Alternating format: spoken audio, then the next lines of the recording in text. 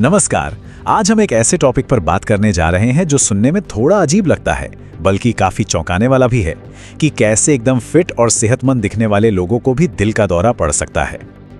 ये एक बहुत बड़ा सवाल है ना? एक इंसान जो बिल्कुल फिट है, रोज एक्सरसाइज करता है और फिर अचानक एक दिन वो नहीं रहता।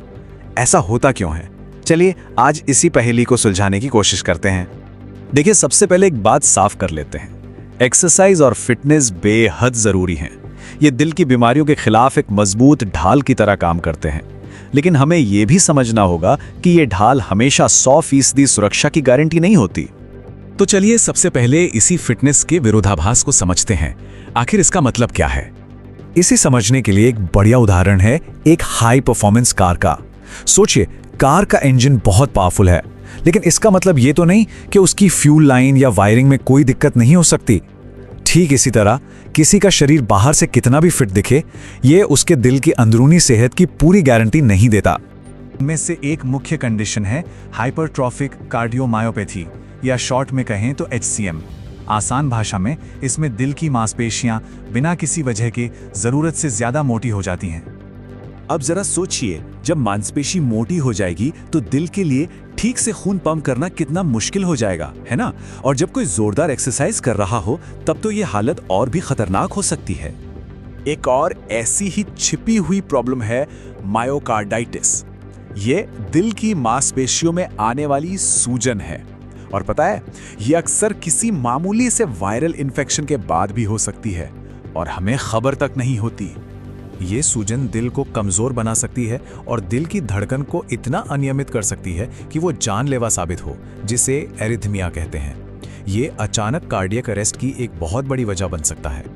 इसके अलावा कुछ लोगों में पैदाइशी ही दिल की धमनियों यानी आर्टरीज की बनावट में कोई गड़बड़ी होती है। जब ये लोग बहुत इंटेंस एक्सरसाइज करते हैं तो ये धमनियां दब सकती हैं और दिल तक खून पहुंचना बंद हो सकता है। तो ये तो हुई जेनेटिक बातें।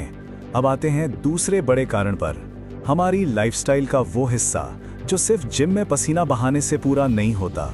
यहाँ हम बाहरी फिटनेस और अंदरूनी जोखिमों के बीच का फर्क साफ देख सकते हैं। एक तरफ है नियमित एक्सरसाइज, एक मजबूत शरीर, लेकिन दूसरी तरफ है वो अदृश्य जोखिम, जैसे कि लंबे समय से चला आ रहा तनाव, नींद की कमी, परिवार की मेडिकल हिस्ट्री और हाई ब्लड प्रेशर या कोलेस्ट्रॉल जिसे कंट्रोल में नहीं रखा जा रहा हो। ये सब चीजें चुपचाप अपना काम करती रहती हैं। और अब आते हैं तीसरे और आखिरी कारण पर, और ये थोड़ा अजीब है। कभी कभी फिटनेस पाने की कोशिश ही एक जोखिम बन जाती है। कोरोनरी आर्टरी डिजीज यानी CAD हार्ट अटैक का सबसे आम कारण है। और ये गलतफहमी बिल्कुल नहीं होनी चाहिए कि ये सिर्फ अनफिट लोगों को होता है। 35 साल से ज्यादा उम्र के फिट लोगों में भी ये हो सकता है और बहुत ज्यादा इंटेंस एक्सरसाइज इसके लिए ट्रिगर का काम कर सकती है। तो होता क्या है, चलिए समझते हैं। जब कोई इंसान जिसे पहले से कैड है बहुत जोरदार एक्सरसाइज करता है तो उसकी धमनियों पर प्रेशर पड़ता है। इस प्रेशर से अंदर जमा हुआ प्लाक फट सकता है और उस जगह पर खून का थक्का बन जाता है जो धमनी को ब्लॉक कर देता है। बस इसी को हार्ट अटैक कहते हैं। इसके अलावा ट्रेनिंग से जुड़े और भी खतरे हैं, जैसे अपनी सीमा से बहुत ज्यादा ट्रेनिंग करना, परफॉर्मेंस बढ़ाने वाले पदार्थ जैसे स्टेरॉइड्स का इस्तेमाल और शरीर को ठीक से रिकवर ना होने देना जैसे कि पानी की कमी। ये सभी दिल पर सीधा सीधा बोझ डालते हैं। तो इन सारी बातों का मतलब क्या निकलता है? इस विश्लेषण के सबसे जरूरी पॉइंट्स क्या हैं? चलिए अब उस पर आते हैं। ये जानकारी शायद सबसे जरूरी है। कोई कितना भी फिट क्यों ना हो, अगर सीने में दर्द या बेचैनी, सांस लेने में अजीब सी तकलीफ, एक्सरसाइज के दौरान या बाद में चक्कर आना, बेहोशी या दिल की धड़कन का अचानक तेज या अनियमित हो जाना, इन लक्षणों को कभी भी नजरअंदाज नहीं करना चाहिए।